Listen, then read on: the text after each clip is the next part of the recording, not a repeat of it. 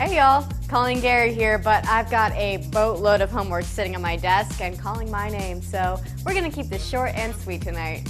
After all, it may be April Fool's Day, but when it comes to news, there's no time for fooling around. Except when it's entertainment news. Coming up, we've got sports, we've got shockers, we've got sorcery, and we've got spotlights splashing onto your screen with the scoop. It may be April now, but March Madness is just heating up. Sunday night in particular proved to be a real nail-biter for college basketball fans. Auburn beat Kentucky 77-71 in the NCAA quarterfinals and will go on to play Virginia next Sunday.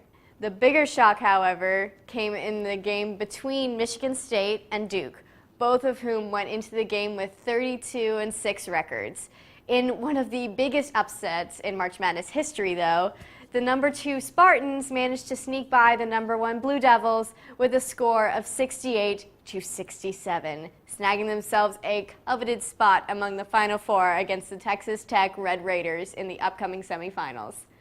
Whew, looks like Michigan State might go all the way this year. And so will my bracket, all the way to the trash can. Anyway, now it's time for us to shift away from the Elite 8 and the Final Four to the Big 3 as I pass the ball off to Peyton. Swish. Thanks, Colleen. This week on the Big 3, I've got an interesting mix of stories prepared for you all, so let's dive right into it. In the number 3 spot this week, Jussie Smollett is making the Big 3 list yet again. For recap, Smollett was arrested back in February for filing a false police report about an alleged racist and homophobic attack that happened in late January. This was quickly followed by the actor-singer pleading not guilty to 16 different counts of disorderly conduct. However, all charges against Smollett were dropped as of last Tuesday. The Cook County State Attorney's Office in Chicago have yet to release comprehensive details as to why the charges were dropped, but they did say that part of it was due to the reviewing of the case's facts, as well as Smollett agreeing to forfeit his $10,000 bond. Since then, Smollett has been on the tip of everyone's tongue, from Chris Rock making jokes about him at the NAACP Awards this past Sunday, to parody skits on Saturday Night Live, which brings us to the number 2 spot of this week's Big 3. The number 2 spot belongs to this past week's episode of Saturday Night Live, hosted by the Killing Eve star and Grey's Anatomy alum Sandra Oh. One of the breakout sketches of the night was a scene where Oh played Jussie Smollett's lawyer as he negotiated whether or not he should be let back onto the cast of Empire. Here's a quick look on the sketch itself. Mr. Daniels, I have represented Jussie his entire career. I am sure there is a very reasonable explanation for why he's so late right now. Well, I just hope it's not some crazy excuse. I'm so sorry I'm late. Jussie? Oh my God, are you okay? Guys, you are not gonna believe what just happened to me. Besides hosting SNL, March 30th was also a special day for O as she celebrated the anniversary of the U.S. citizenship. O mentioned it during her opening monologue of SNL. I would like to share that it is actually my 1-year anniversary of becoming an American citizen. Oh, okay. And I get a lot more applause there. Interesting. And for the number 1 spot this week, we'll be taking some time to remember the life of Grammy-nominated rapper Nipsey Hussle. On Sunday, Hussle was killed in a shooting outside of a Marathon clothing store, a store Hussle opened in 2017 in Los Angeles, California. Reporters of the news story have confirmed that authorities have launched a homicide investigation and are actively searching for a suspect.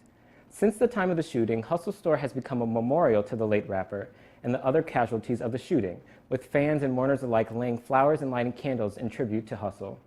Although a musician, Hussle was also known for more than just his rapping abilities. Hussle was also actively involved in several community projects that were aimed to helping his hometown and the young people of South Los Angeles. He was heavily involved in efforts to help rebuild a local elementary school's basketball court and promoted STEM education amongst the schools. The Monday after his shooting, Hussle was even expected to meet with the city's police commission, hoping to have a conversation that would help kids in his community and stop gang violence. Hussle was 33 years old when he passed. Wow, Peyton, that was some hardcore news. Which means we need something uplifting and amusing in here stat. Gabby, get ready with game time! In gaming news today, new promotional shots and the first batch of actual information since last summer has been released about the new game Harry Potter Wizards Unite. It is played pretty similarly to the powerhouse that was, and maybe still is for some people, Pokemon Go, as it is made by Niantic. It offers an adventure with popular characters and a chance to cast spells and fix what the game calls the Calamity, a leak of magic into the real world. It also has different occupations that can be chosen, as well as skill trees, making it more of a detailed mobile RPG than the simple catch and catalog that Pokemon Go is. There has been no release date set. All we know is that it's supposed to be released sometime this year, probably June or July, like Pokemon Go again. However, people with Androids can now register for the beta testing on the Google Play App Store. We'll let you know when we get more information. Back to you, Colleen. It's about freaking time! I've been playing Hogwarts Mystery on my phone ever since it came out last year, but the developer's Twitter account has been teasing at a new game for months. You know what, though? I should probably spend less time staring at my screen and more time enjoying the sights around our beautiful campus. And that's why we brought in our new consultant, Marisa. Take it away, girl. Hi, welcome back to The Scoop. I'm Marisa Book, and I will be starting a segment called Vande Entertainment Now. On today's episode, I'm going to dish all the latest performing arts events happening on campus.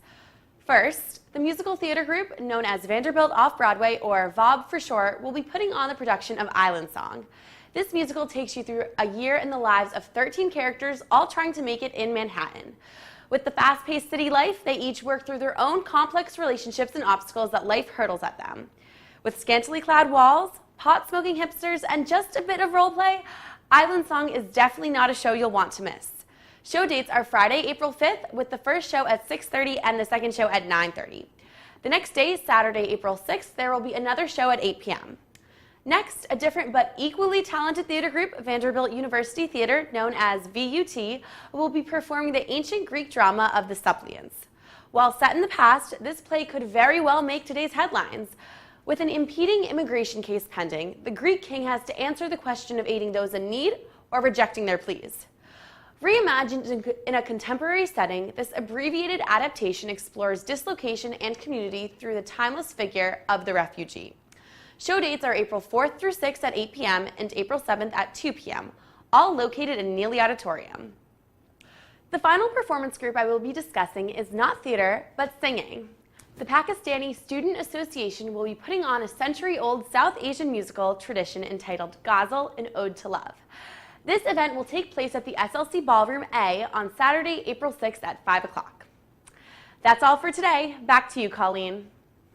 Thanks, Marisa. As a theater minor and a loyal patron for both VOB and VUT, I appreciate the publicity for the performing arts.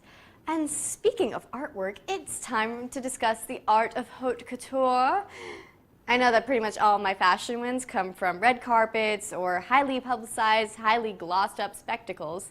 But to show you that celebs and beauty icons are just like the rest of us, I'm bestowing this week's title to Carrie Underwood. Just 2.5 months after giving birth to her son Jacob, not to mention just minutes after finishing her hardcore workout, the 36-year-old country music icon took this selfie looking a little less glamorous than usual. Carrie's caption read, quote, "When your face matches your shirt, you had a good workout. Unless your shirt is blue, then maybe you should be concerned. Haha, sorry, total mom joke." Well, if you ask me, any mom who can look like that so soon after having her second kid earns the right to get away with bad parental puns. So you see, folks, once you look past the 8-figure net worths and the designer wardrobes and the gigantic mansions, celebrities aren't so different from you and me. Except that I doubt Carrie Underwood has a sociology exam and an international poli-sci debate looming over her head like I do. Which means that unless I want to be waking up at 3 in the morning to cram, I better wrap this up. Don't forget to come back in 2 weeks for our last episode of the year. And my last VTV appearance before graduation. Come on, girl. Come on. Wait until you get back to your dorm to cry. This is Colleen Gary, spicing up your news feed with The Scoop.